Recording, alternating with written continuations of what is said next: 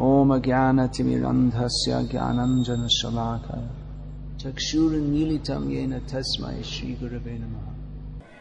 So today, as you all know, which is why you're all gathered here, we are celebrating Sri Radhashtami,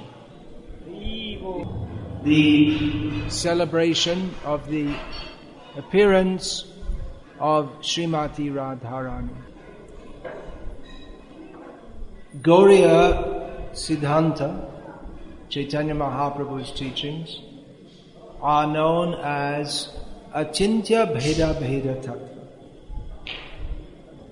the principle of inconceivable sameness and difference. This is not, it doesn't mean that it's wholly inconceivable. The only thing I can think of wholly inconceivable is the Kevaladvaitavad of Shankaracharya. It's just, you just can't imagine how everything is just all one when nothing is all one. But here the term achintya means not understandable by mundane ratiocination. Achintya Bheda Bheda Tattva, or Achintya Bheda Bheda Darshan, it's that darshan, that means by which one can see everything to be simultaneously one with and different from Krishna. Everything is, in one sense, one with and simultaneously different from Krishna. Even the material energy is one with and different from Krishna. The jivas are one with and different from Krishna. The various avatars, the Vishnu forms, they are one with and different from Krishna. At the top of everything else that is one with and different from Krishna is Radha.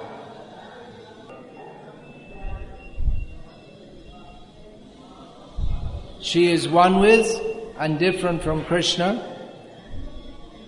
She is also one with and different from Krishna in the sense that she is simultaneously a servant of Krishna, as all others are servants, but she is served by Krishna.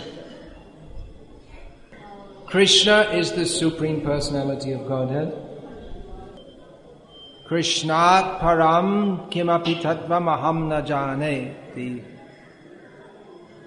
Madhusudan Saraswati, the impersonalist cum personalist, stated that I do not know any principle higher than Krishna.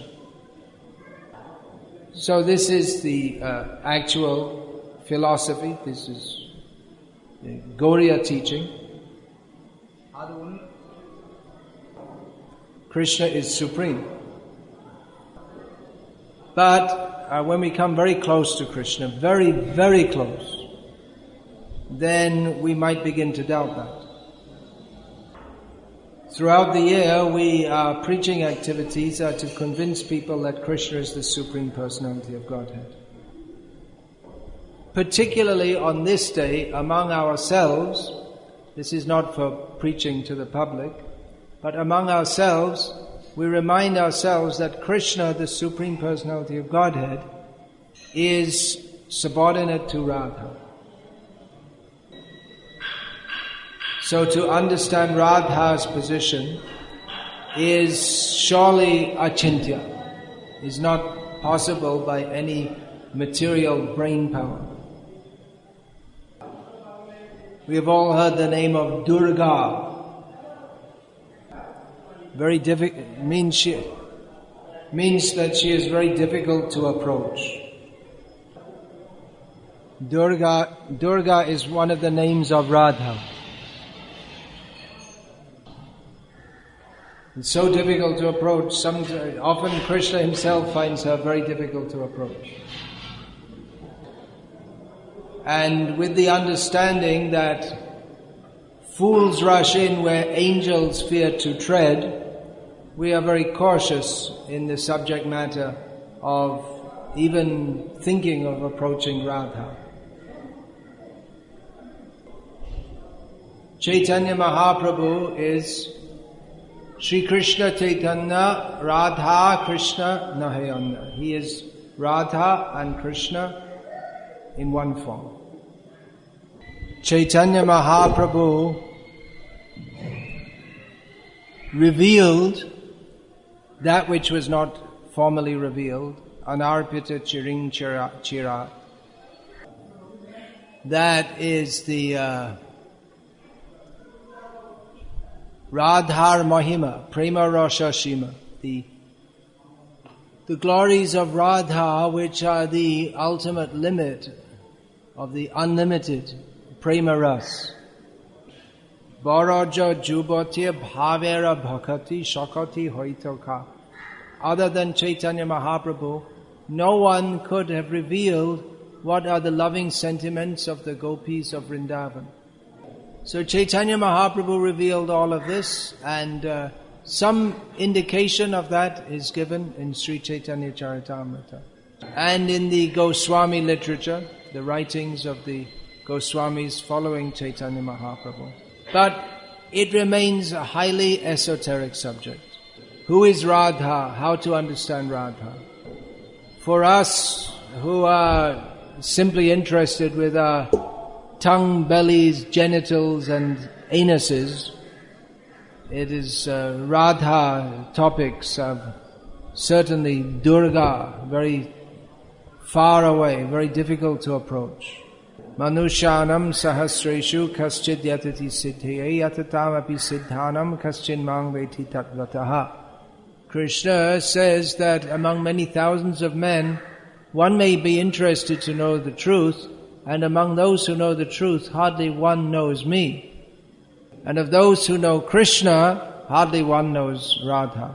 So it's paradoxical that on the one hand she is the most compassionate, but at the same time very difficult to approach. We approach her through the mercy of Chaitanya Mahaprabhu. She has given herself to us as Chaitanya Mahaprabhu. She has made herself available by Chaitanya Mahaprabhu's mercy via the Hare Krishna Mahamantra.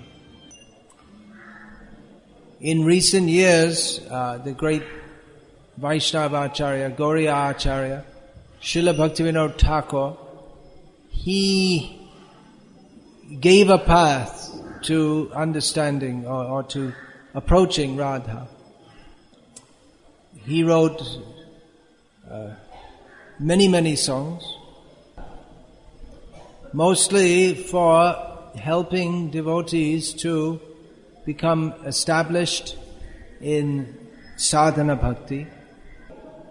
But so many songs in which he describes the suffering and helplessness and hopelessness in material life without Krishna. How Krishna is the only shelter in this cruel world. How, forgetting Krishna, we are uselessly leading our lives. How to execute devotional service. Being free from all misconceptions. Bhaktivinoda Thakur also gave us, in his songs, he gave us some indication of what is the ultimate goal to be achieved by those who are steady and determined on the path of bhakti. He professed his position in the service of Radha as Kamala Manjari, a young girl. And in his songs, he declared himself that Amito Radhika Pakapati Shoda. I am always on the side, I am always inclined to Radha. So he was quite open about this. Of course, these songs may not have been meant to be shared with everyone. Now they're published. So, in one song in particular, he gave in synopsis the whole understanding of Radha Tattva. What is that song? Let me see if I can find that. What is that?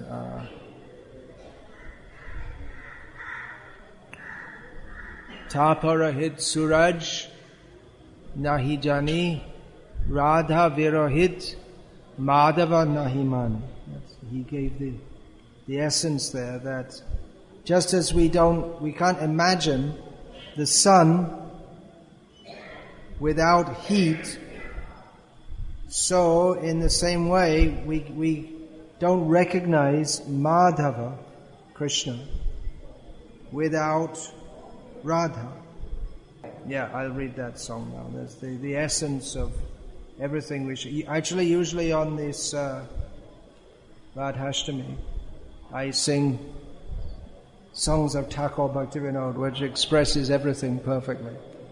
So, one of these many songs in which he discusses, or several songs in which he discusses Radha Tattva.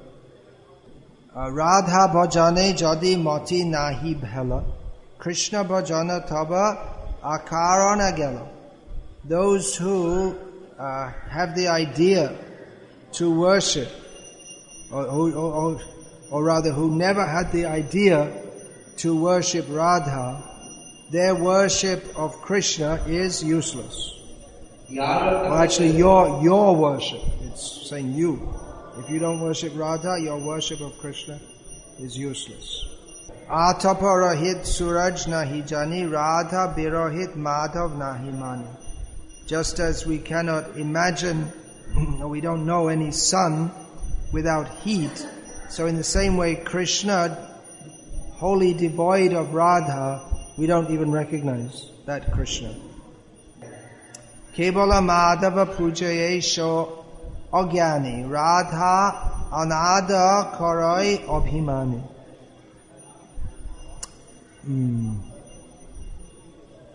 So Bhaktivinoda Thakur speaks of the person who, being ignorant, only worships Madhava, and out of a sense of false pride fails to respect Radha. Karehi nahi karibi Thakur Shanga chete ichasi jadi braja rasaranga. So,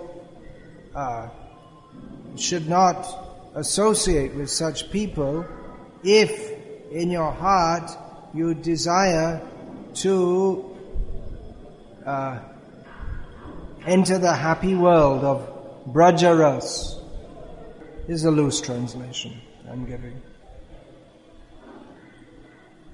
Radhika dasi jadi hoy abhiman shigroi melai tava gokulaka. If one who considers himself the maidservant of Radhika very quickly achieves or meets Krishna in Gokul. Brahma, Shiva, Narada, Shruti, Narayani, Radhika Pada Raja Pujaye Mani. So Brahma, Shiva, Narada, Shruti, the Vedas, Narayani can mean Durga or Tulasi or Lakshmi. So they all consider the dust of the lotus feet of Radhika to be worshipable by them, by themselves. Actually, in this context, it should be Lakshmi. Uma, Rama, Satya, Shachi, Chandra, Rukmini, Radha, Abata, Shabe, Amnaivani. Bhaktivinoda Thakur says that according to the teachings of the Vedas, the Uma, the wife of Shiva, Rama, the wife of Vishnu. Satya is a wife of Krishna, it can be also a wife of Brahma.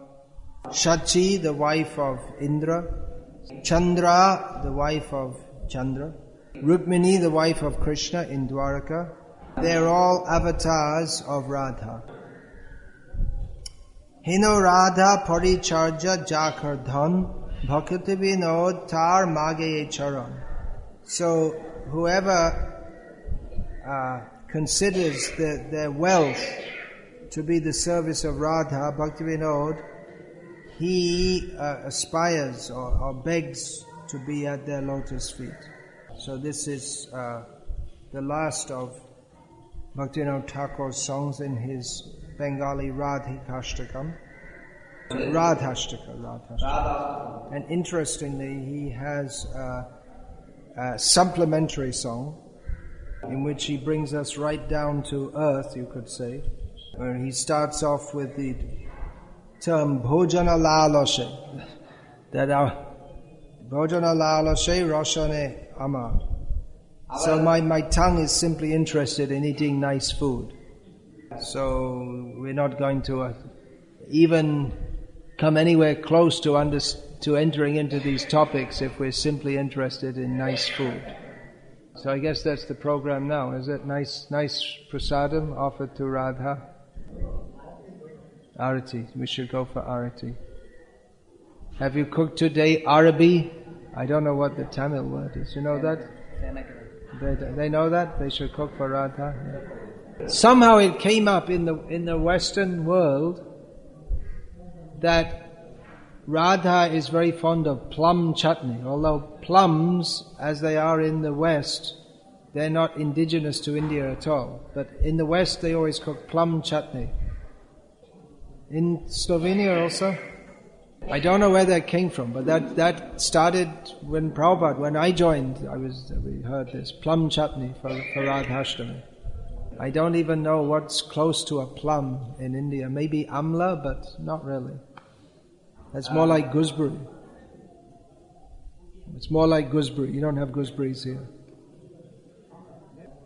Anyway, in Vrindavan they cook Arabi on this day. I don't think they even heard of plums. So we should see the Arati. Any question? I'm scheduled to speak some more this evening. Yeah. Radha Ramana Hall.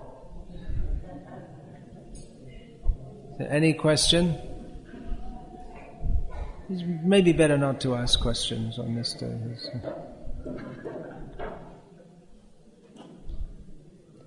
So, Hare Krishna. Hare Krishna, Hare Krishna, Krishna Krishna, Hare Hare. Hare Rama, Rama Rama, Hare Hare.